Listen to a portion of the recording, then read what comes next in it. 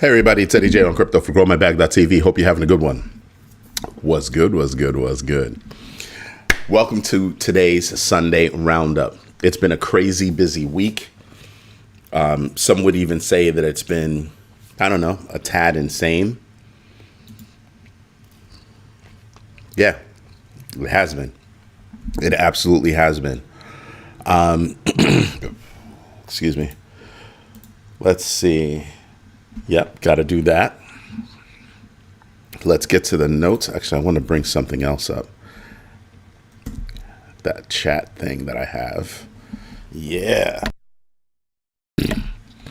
So this past week, what have we seen? Geopolitical risks and regulatory enforcement, cybersecurity and data breaches, massive ones, institutional adoption and corporate treasury strategies, regulatory and legal developments, technological upgrades and infrastructure development, market manipulation and exploitation, payment and CBDC initiatives, societal and ethical concerns, as well as macroeconomic events.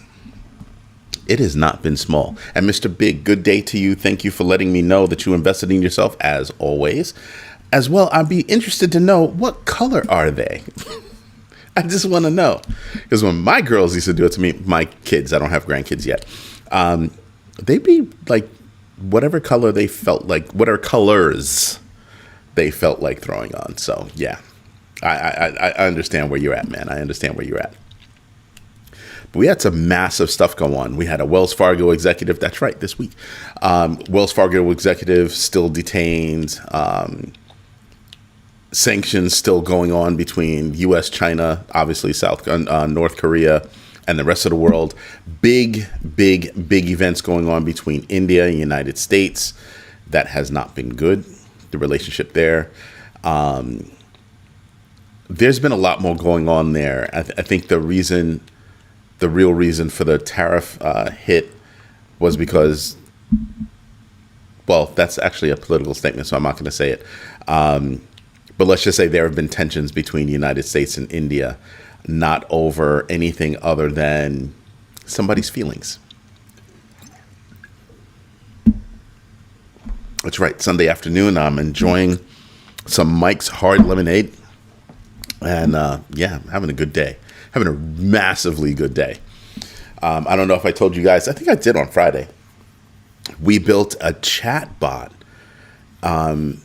That is a financial analyst agent, a financial analysis agent. And we've been playing with that like for the past few days, seeing if we can get it to work the way we want it to work, asking it questions about the stock market, about businesses, just all kinds of things regarding investing. And it's been working really well. And some people might say, excuse me, but why would you create that agent? You just go to ChatGPT. There are other analyses that you're not going to get from ChatGPT that this agent specializes in. Like, I don't know, looking over the MACD chart, analyzing other data and giving you a sentiment analysis. So there are some really cool things, but I also wanted to do it to kind of demonstrate to people that, excuse me, the idea of a financial planner. Now, financial analysis is different, but the fact that we can can this and we can do it ourselves kind of says to me the idea of a financial advisor, I think those days are numbered. Those days are seriously numbered because wow. There's a lot that we can do with the information that we're getting from this bot. Right. And like I said, some of the information you actually can get from Chat. We call ChatGPT Chat. But you're not going to get everything. You're not going to get everything from there. So you kind of need a specialist, the same way you have paralegals, attorneys, doctors, nurses, accountants, bookkeepers. You have different people that do different things. But I literally wanted to see how easy it was to put one of them, into a chatbot. Wow. Right? Something that I wanted to touch on real quick before we go over the, review the news that we've touched on is it's not going to it's not going to be that necessarily that AI will take your job. It's that AI can take your tasks.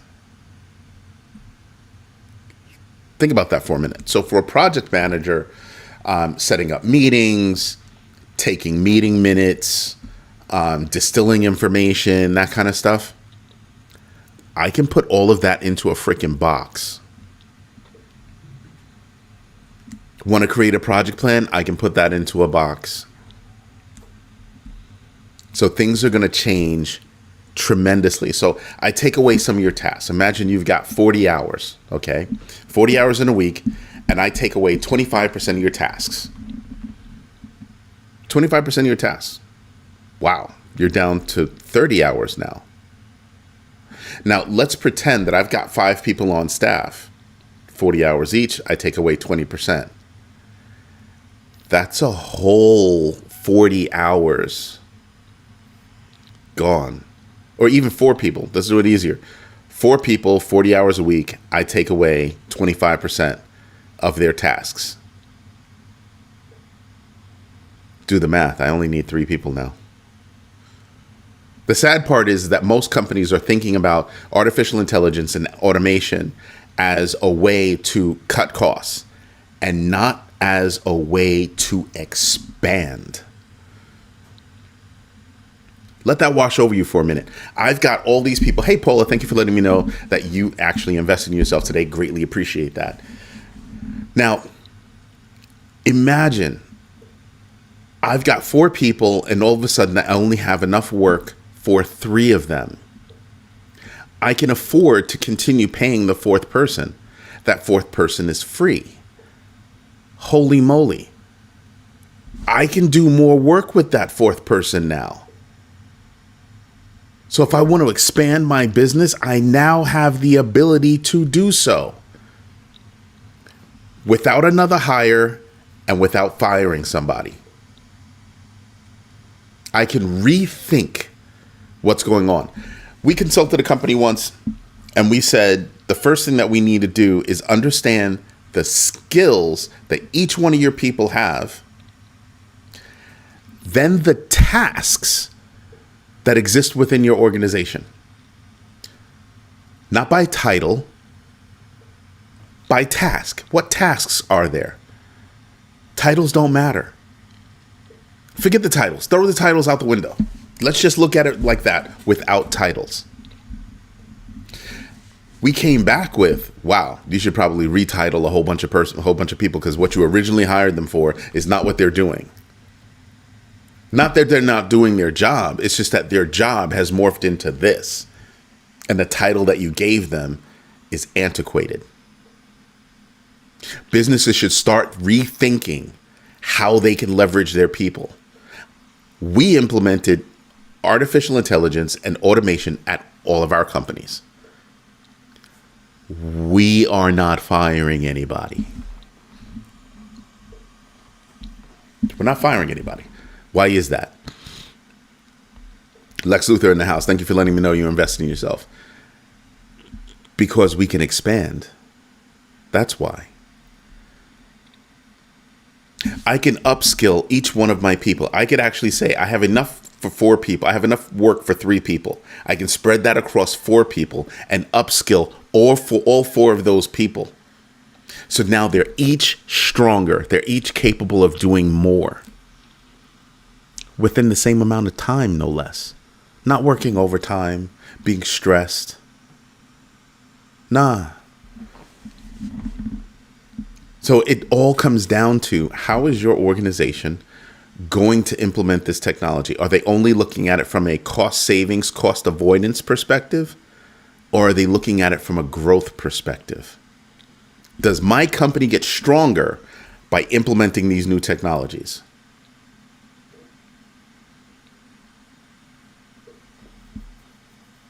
So that's what we're trying to get companies to do. Now, some companies, they're in distress. They need to actually cut costs. It's unfortunate, but it happens. but they can still do more. And that's what we try to find. We're not big on firing people for the sake of firing people. That's not what we're all about. If I can upskill a staff, make that staff stronger, makes that company stronger, and can help that company make more money. That's the whole idea.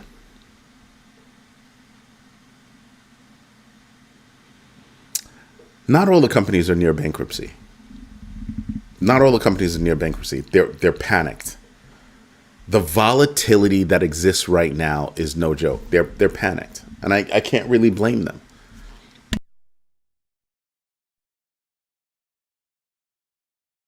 Excuse me. So you've got a certain level of volatility, right? And the level of volatility that you're dealing with are things like, we don't know how the tariffs are going to affect us. We don't know. Even if you drop the interest rates, tariffs are still, I'm paying a tax already. Tariffs are taxes on people in this country. I don't care what anybody tells you. Don't get it twisted. Right? And those are some of the things that happened over the past week that we have to turn around and look at. Inflation up.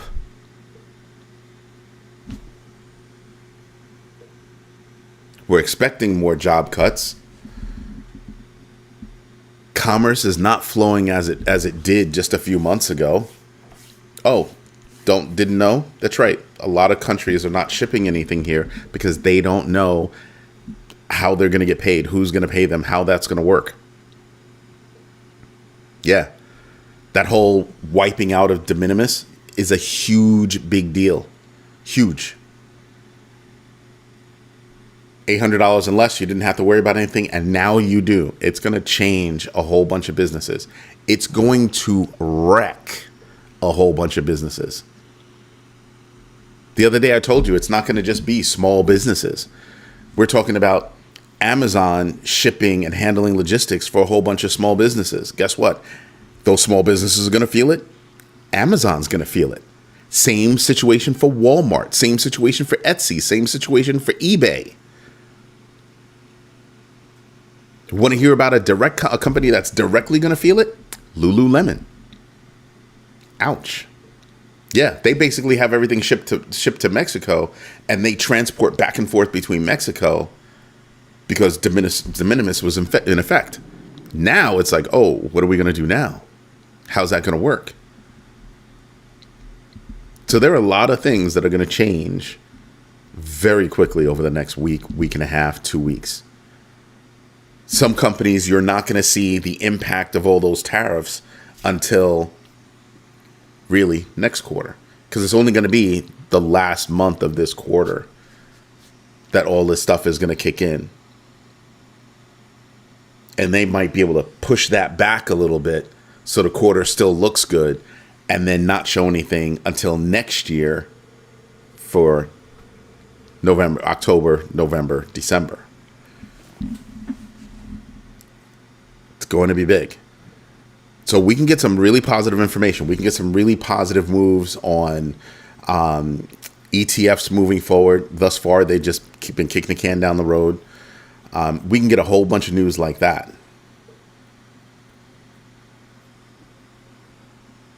We need more good news. We need like a barrel full of good news for everything to just pop up. That's literally what we need. And, things are kind of shaping up like, I told you before, when they started kicking the can down the road for all of these ETFs, I told you before, I thought it was market manipulation. Because there's no reason to be holding on to these ETFs. If you're so crypto happy, why are we waiting for these ETFs? Yes, we understand you've got Project Crypto at the SEC. You've got moves and machinations by the CFTC to kind of align itself with Project Crypto. Excuse me. But what have we seen?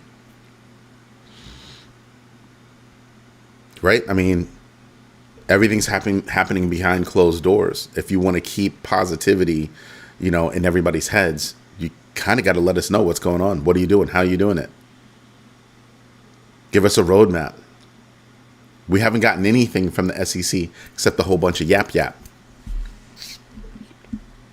Not much from the CFTC either, except for one thing.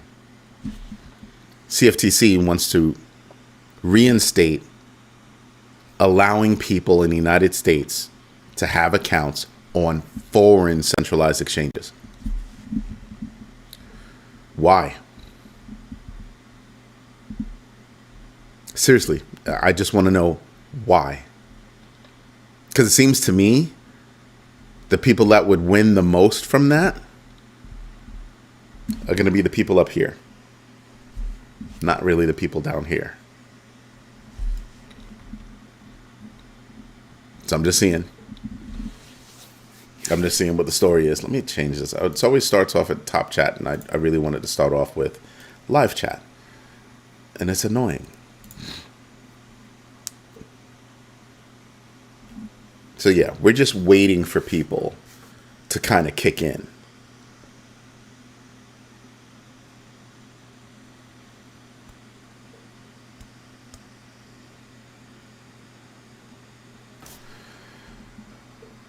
Okay, so we're going to delete that because that's a political statement. We don't do politics here.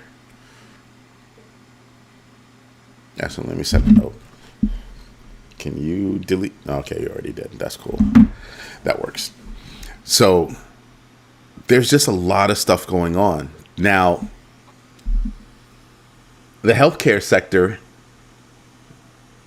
suffered a 5.4 million record data breach.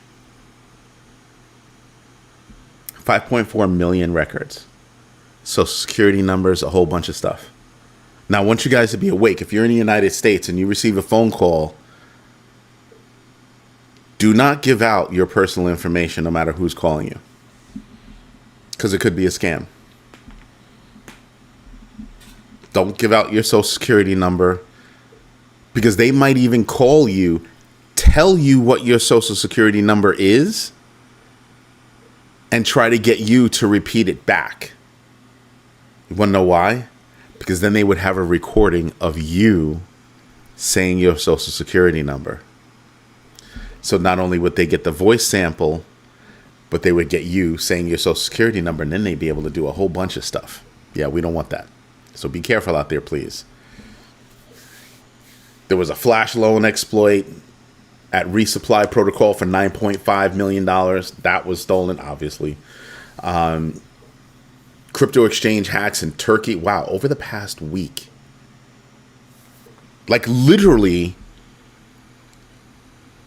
everything that I'm talking about is only over the past week. I think it's like something like 87 articles or something like that. That's nuts. Nope, 91. Okay, so 91 articles. So it's a big deal. Then you have the United States government. Thank you, Mr. Big. Yeah, the United States government say we're going to use Pith and Chainlink to put data on there.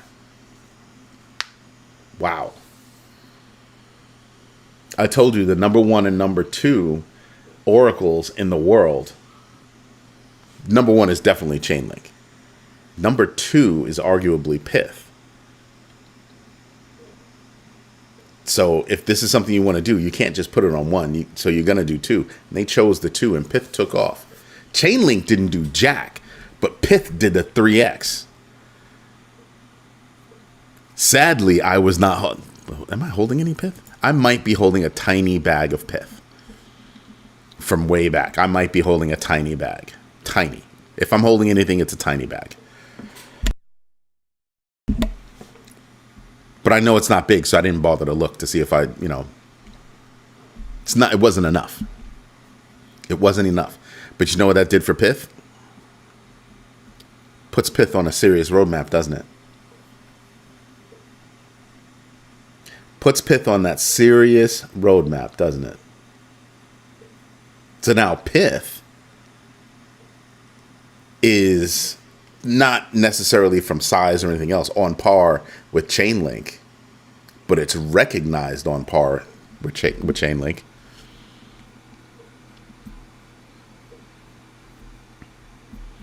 Nope, I definitely didn't get involved with that. Absolutely not. I refuse to have my money mixed with their money. Nope. So don't care. So yeah, there was a lot that's going on over the past week that would make you just go, holy crap. One of the reasons why I take time on Sundays to turn around and look at the previous week is because of this. I dropped 91 articles. There's a whole bunch of news that I forgot about.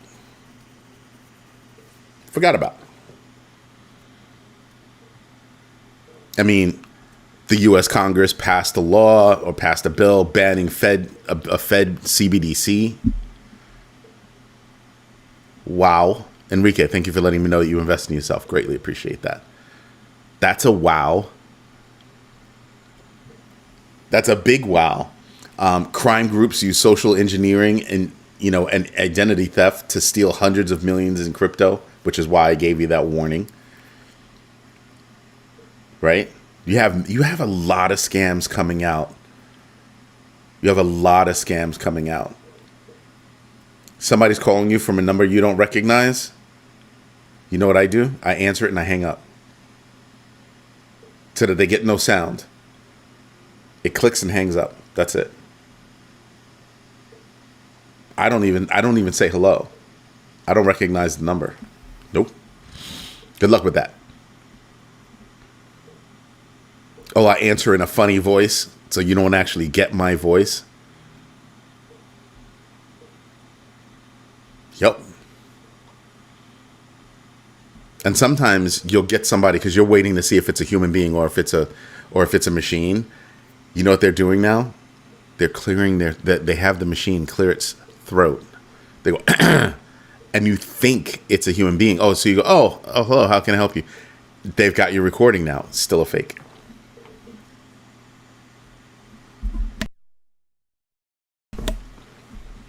It's a big deal. A very big deal. Christie's launches a luxury real estate crypto division for $65 million deal. Windtree invests $700 million in Bitcoin. Strategy's Bitcoin holdings surpassed 6,000 BTC. Do the math on that one. You had a couple of Japanese firms buy into XRP. That's huge.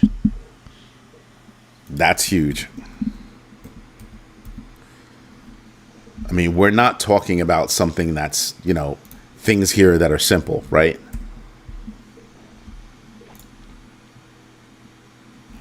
Where is it?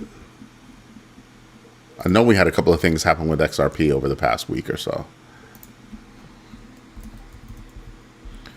Because I know Ripple had a deal.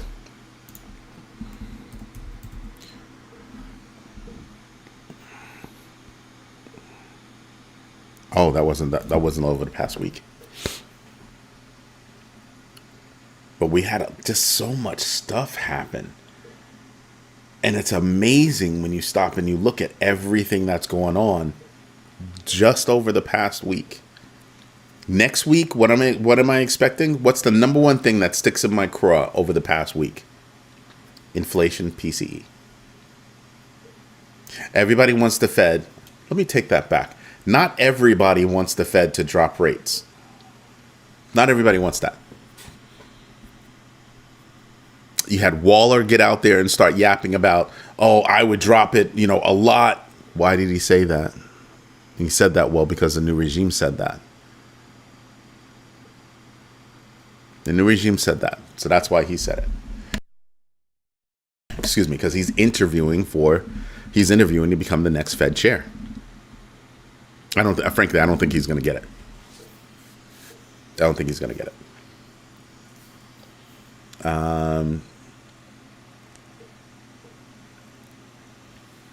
Patiently waiting for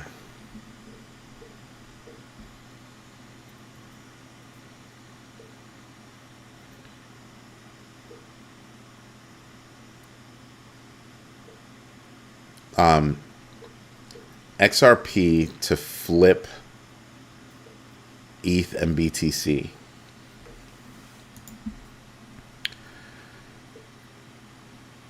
I want people to stop and think for a minute.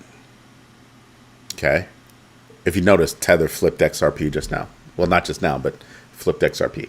I want people to stop and think about, in order for XRP to flip anything, and for any coin to flip another coin, that coin has to move a lot. And it has to move more than the coin that it's flipping. Okay? People tend to look at things and they say things like, oh, this one's going to outperform, blah, blah, blah, blah, blah, blah. Maybe. But don't think that other project is just sitting there doing nothing. That's not what's happening. Got a long way to go for that. I mean, Ethereum right now, 537 billion. I mean, it's not the 2.1 trillion that Bitcoin has, but 538 billion by itself. Tether's at 168, XRP is at 166, BNB is at 120, Solana is at 110.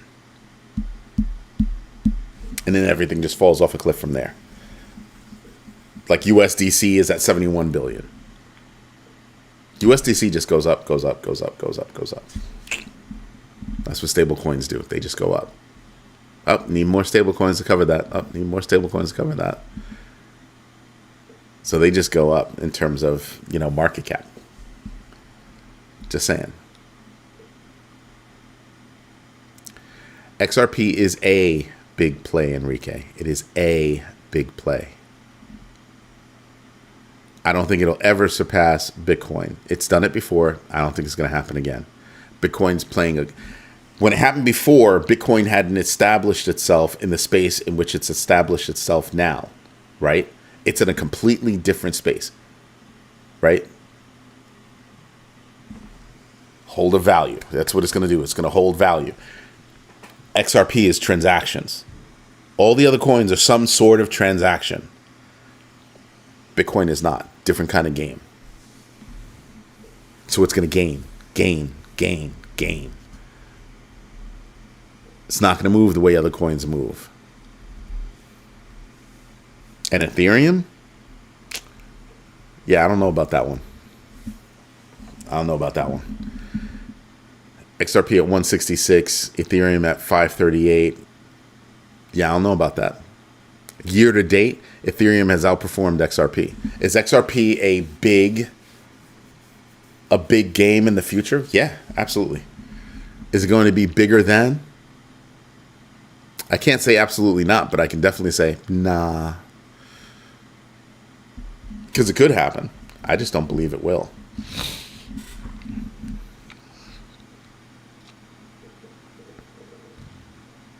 I'll take the drink if that day arrives. I'll definitely take it. Some sort of Rioja, a red. I like Riojas. So yeah, there's a lot more going on, but this week I'm looking for turbulence. I'm looking for turbulence. Not volatility, turbulence. Shocking moves. Fast. Not volatility. These can still be fast, but they're not blip fast. D Mac into his house. People looking for you. You think in the long run, XRP? I don't think we'll be alive.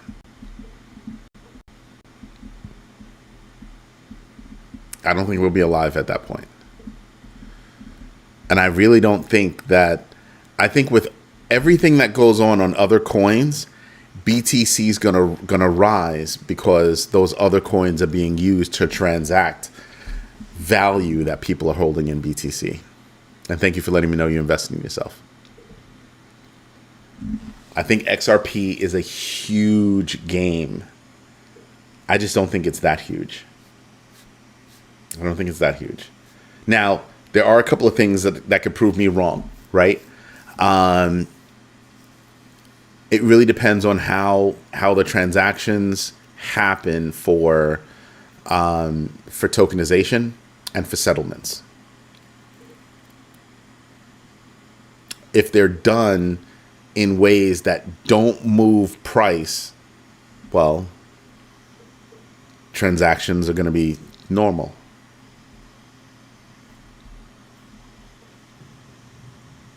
Just saying. And if Ethereum gets its acting gear and they figure out, fees and stuff like that for things that are building on Ethereum, it's going to be hard to outmaneuver Ethereum.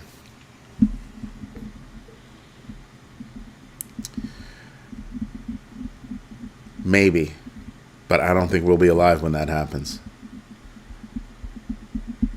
I think there's going to come a point where Bitcoin I think that if transactions stop happening OTC and more transactions have to come into the light, that's when you're going to see massive movements. That's what I'm thinking.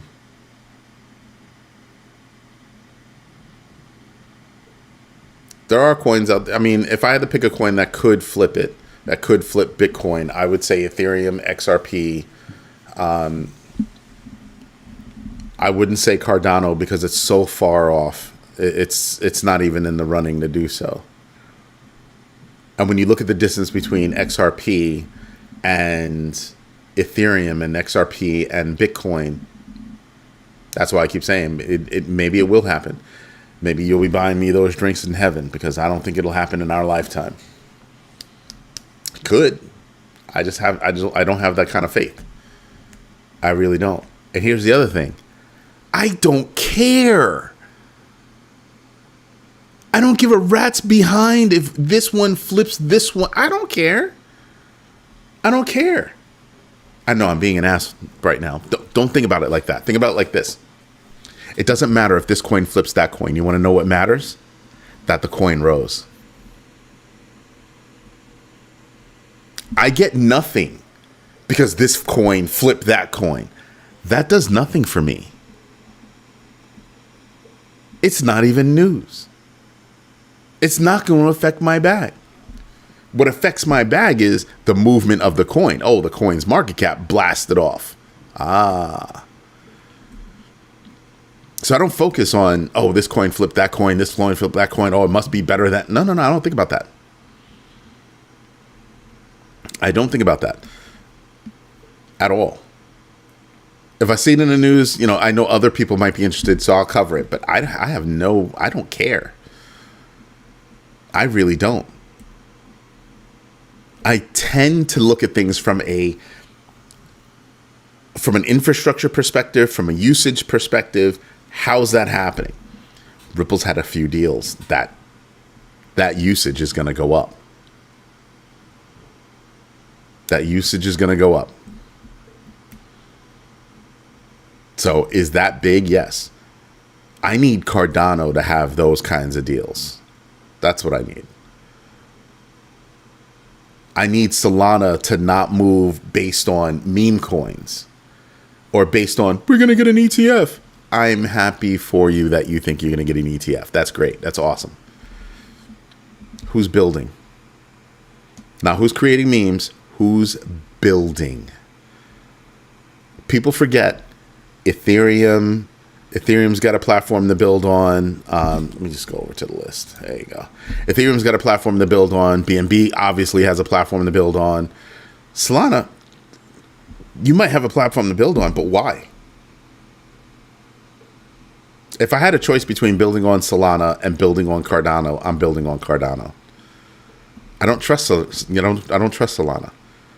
Please tell me how you are, decentralized.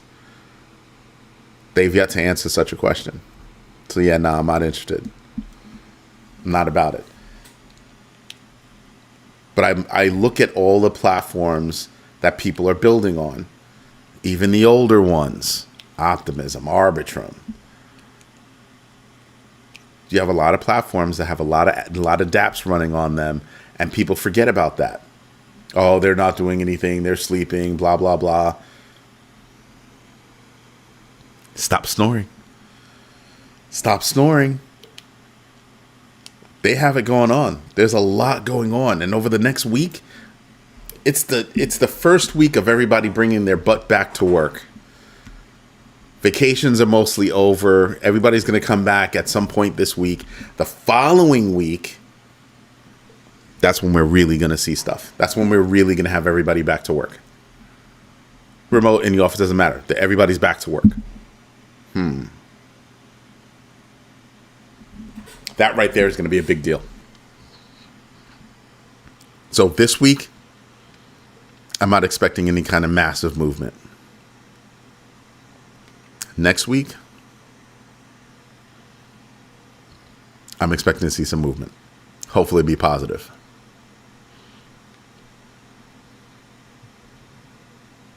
It's a lousy swing. So what else do we have? Let's see. Nigeria with stablecoin legislation. SEC's ongoing review delay of multiple crypto ETFs. They keep kicking the can down the road.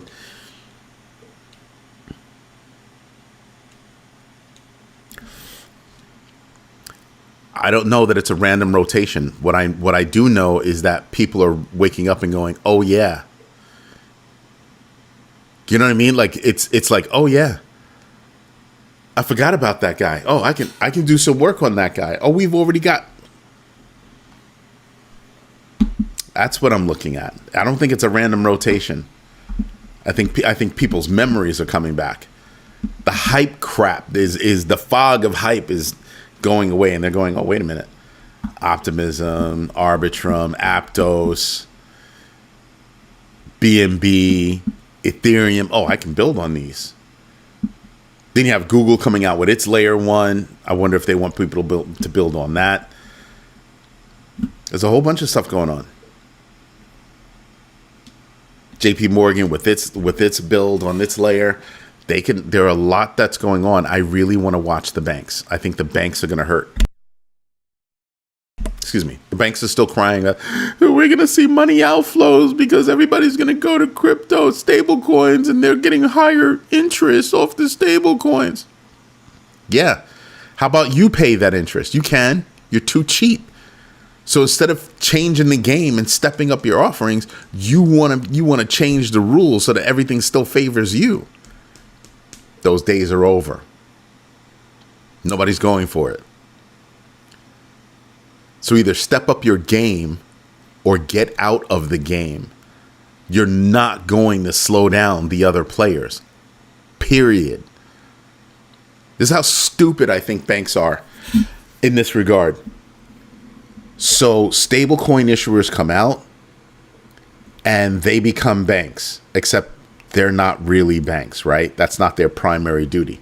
So now they're banks issuing stablecoins, paying 4 or 5, whatever percent in interest, while banks refuse to change their practices to become competitive in an ever more competitive landscape. What? We've been here longer. We have all these assets under management. We're managing all these people's money. For now, you're managing that money. When people wake up, buy my books, get educated on what it all means, yeah, then you're going to start seeing people go, why am I keeping money in a bank? Why am I keeping money in a bank? That's insane. Nope, not doing it. And that's when they start yanking their money out and realizing I can invest my money myself. Oh, I can invest my money myself. Huh. Yeah, it makes sense, doesn't it? That makes sense. That's why I look at people and I just go, people need to wake up. No, it's not retail moving these coins. Not yet. Not yet. You're thinking too deep. I think about my bag. Soul have a lot of peeps that like it. No, I'm not thinking too deep. I'm thinking the way I need to think to manage my bags. I'm not managing your bags. You manage your bags. You have your own risk framework. You have your own processes and parameters by which you invest. So I've got the same on how I manage my bags. I could care less about Sol. I could care less about Sol. My problem with Sol is, I told you guys before, can people make money off of Sol? Yes, absolutely. But I have a problem with Sol because all it takes is one little network problem and Sol's got big issues. You want to know how many people got burned when it went from 200 down to 135 because they had that network issue? Oh, yeah, that's right. They did. I refuse to put myself in that situation again. I was able to claw my way back, made a couple of bucks off of it after a while. But that drop to 135 was painful. I'm like, yeah, nah, I'm not doing that again. Time was on my side. I didn't need the money. I could let it sit. I could just, as my kids say, I could just let it rock. So that's what I did. Didn't look at it. Did not look at it. And then it came back. I made my money. I'm out. I'm done. What really sealed the deal for me was they keep proving that they're not decentralized. I have a problem with that. I have a massive problem with that. So can you make money with it? Sure, you can make money with it. I have other ways that I can make money that don't involve Solana. I hear what you're saying. I get it. But if I'm going to take a chance, there are other projects out there I'd rather take a chance on.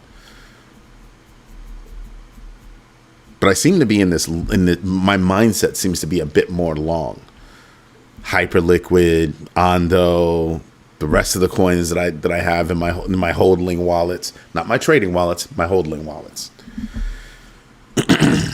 So yeah, I'm looking at stuff like that. Now, something that I am paying attention to that happened last week that's probably going to affect us going forward is going to be Pith over the longer term, because now that happened and it jumped, I'm thinking, well, what else can happen?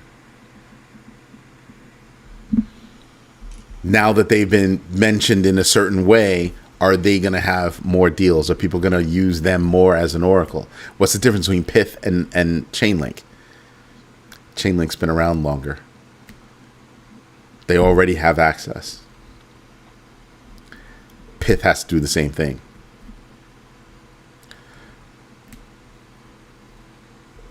So yeah, that's what I'm looking at.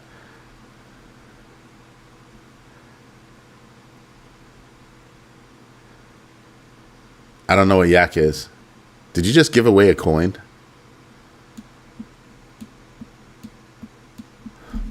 I'm shocked. You normally don't do that. That's normally a big bagger thing.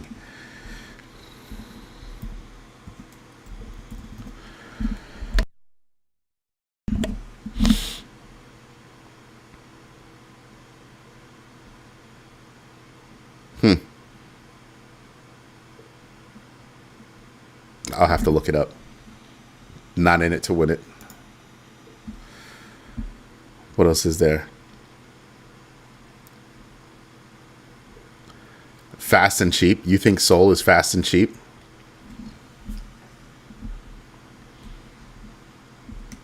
I'm telling you, I think my gut tells me I'm not allowed to buy Sol. That's my gut for me. For you guys, I still report on Solana. Why? Because I know there are a whole bunch of other people out there that are just like, I don't care. I'm going to make my money. I'm going to make my money off that volatility. I'm not mad about that. It's just not me. I don't listen to my gut. I lose money. No matter what it looks like from the outside, when I don't listen to my gut, I lose money every single time. Every single time. My gut says, nah, you don't want to do that. And then I go and do it anyway. 100% of the time. And I'm not even playing. I'm serious. 100% of the time, I get crushed. So yeah, I'm not. My gut says nah. It's nah. You know what I mean? Everybody's got their own risk framework. Everybody's going to invest the way they want to invest. That's why I keep telling people, develop your risk framework. Develop your risk framework. It's a very big deal. Understand how you invest. You know how many people out there just throw money willy-nilly that they don't understand? They don't try to gain an understanding about how they should invest, being more strategic in their investments. Not one of the people here that are making comments is an off-the-cuff, kind of reactionary person. You all, whether or not you realize it or not, all of you have your own risk frameworks. You have your own parameters of operation, and that's what drives your investment choices.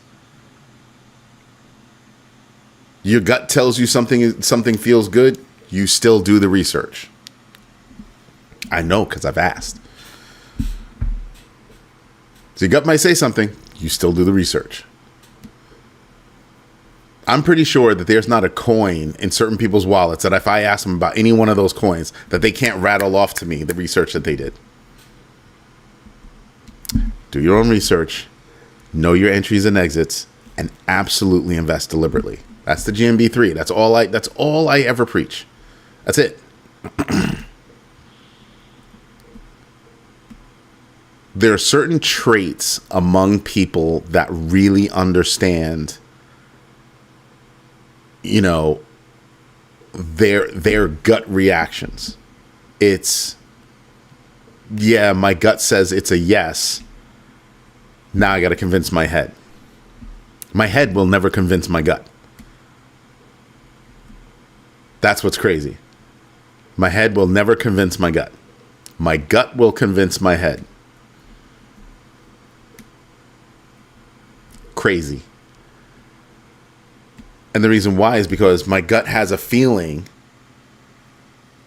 I still do the research. That's the convincing of the head. It's like, oh, well, it's got this, it's got this, it's got this, it's got this. Holy crap. That could happen.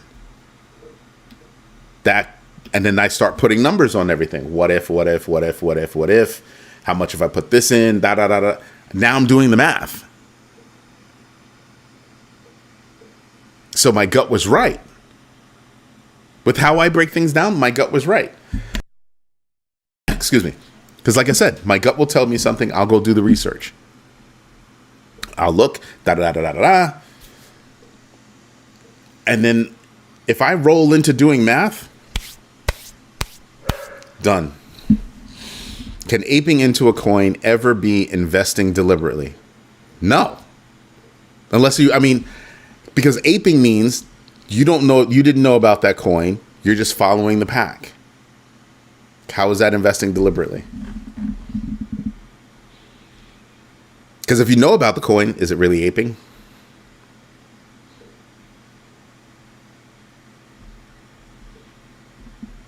New coin, everybody's getting into it. What does that mean? What does that mean? I don't care what everybody else is doing.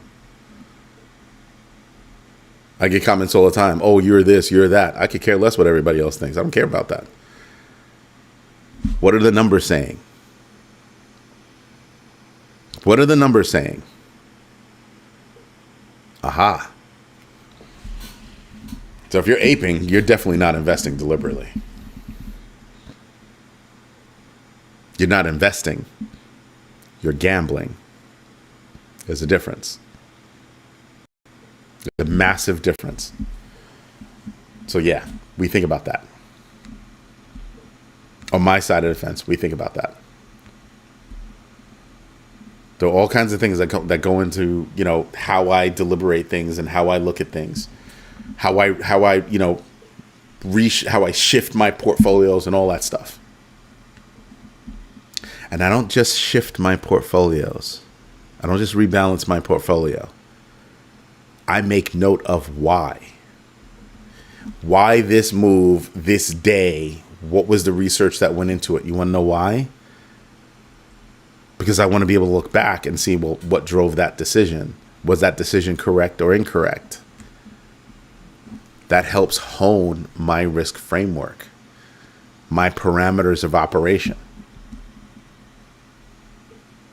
See what I mean? Lex Luthor, I see what you're saying. I don't think facts. I try to go by facts. But facts can tell a different story depending on how you read them. So I do all kinds of math. And sometimes it's not my gut that came up with the idea. Sometimes I'm just looking around. Sometimes it's not everything is a gut decision. That's something else I want to say. Not everything else is a gut decision. I might just be looking around. I have a stack of what's going on. I've got an algorithm that tells me, hey, these are moving. And then I try to see, well, what's the sentiment on that? Why is it moving? Rumor mill, deal, news that nobody found out about yet. That's not going to hit for a couple of days, so load up and I make money. That's what I'm looking for. That's what I'm looking for. Had a gut feeling about, I'm not going to mention that because that particular one has been mentioned so many times that I can't trust it.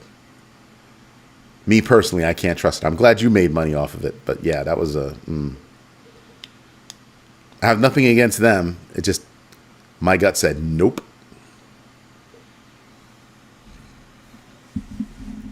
Zebek? Yeah, nah. That was a nah for me.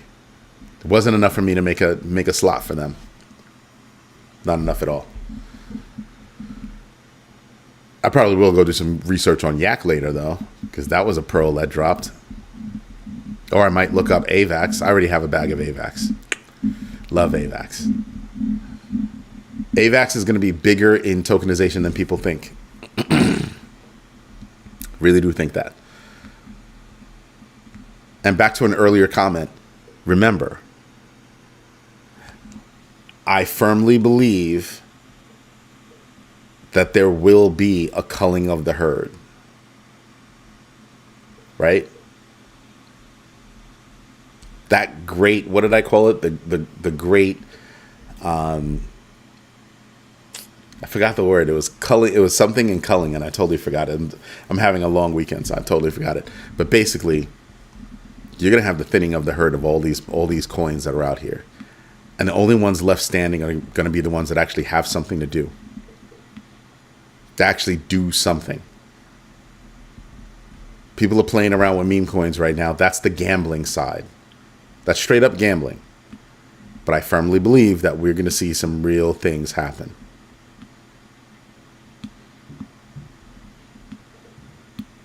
D-Mac, but did you though? You thought about it, but did you? So that's what I look at. Just what's going on. What happened last week that's going to make things move this week? First 2 weeks of September are never pretty. So I think about that. Not never, but normally the first 2 weeks of September are not pretty. Normally August is not pretty. We had a couple of things pop off for special reasons. That's it. That's it. The great consolidation and culling of the market. Because the market's going to consolidate. That's when you're going to see mergers and acquisitions.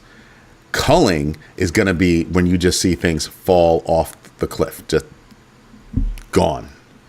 Abandoned. Done. So I try to be careful with, what's out there.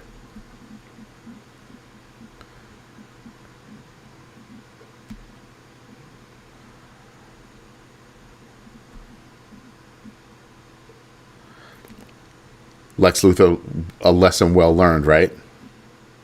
So we're not dwelling on the past, but that's what the Sunday Roundup is about. We're not going to dwell on the past, but we sure as hell are going to use it to make better decisions moving forward, right?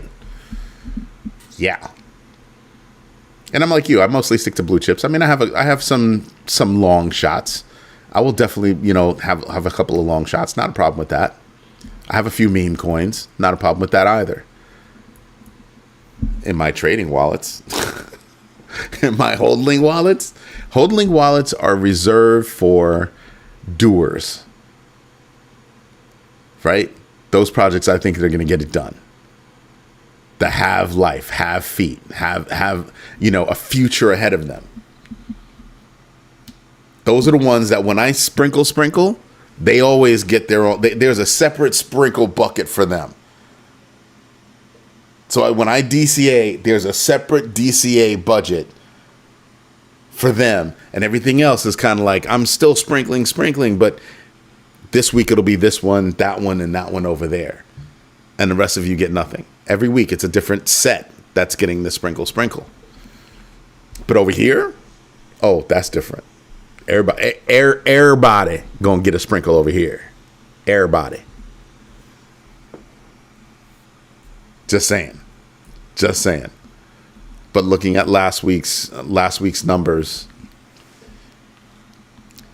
we're looking at a lot of things that are going to affect the economy. Right now, we've got food prices going up. We have energy prices just exploding. So there are a lot of storms that are going on right now. That's why I keep saying there's a certain amount of good news that we must have. Not a little bit of good news here, a little bit of good news there. I mean, some good news. We need a lot of good news to get that momentum. ETFs are going to be good news here, good news there, good news here, good news there. But there's no direct impact from ETFs taking off because it winds up being OTC. No direct action on the exchanges. So that kind of maybe sort of possibly trickles in. And there's the difference. That's what I look at. Anyway, everybody, this is Eddie J on crypto for growmybag.tv. I hope you like what we're doing. We are growing. We're growing big. Do you realize that I think it's over the past week? Over the past week, we grew over another 1,000 subscribers. It's because you guys are smashing the likes. You guys are sharing. You guys are talking about this community. You're active in the community. That's what's helping us grow. It's not just me sitting at some microphone, this one right here, running my mouth. That's not what it is. That's not what it is. It's all of us sharing thoughts and opinions about how we're thinking about things. And I have to say, 90 some odd % of the time, sticking to the topic. That's huge. You listen to these other people, yeah, they got a channel. No knocks on that. We have a community. A growing community. A growing community that will force each other to stop and think about what they're doing. Stop and ponder new ideas. Teach each other new things. That's not just me. That's all of us. That is all of us. Crypto Sticko, thank you, man. But our community grew 1,000 in a week. We're at we just hit 20,000. Now we're at 21. Damn. I think we're doing it. Anyway, everybody, this is Eddie J on crypto for growmybag.tv. I hope you enjoy what we're doing. Thank you for your time. Thank you for your patience. And as always, thank you for your trust. I will fight for that. I will fight to earn that every day. Have a good one, everybody. Bye-bye.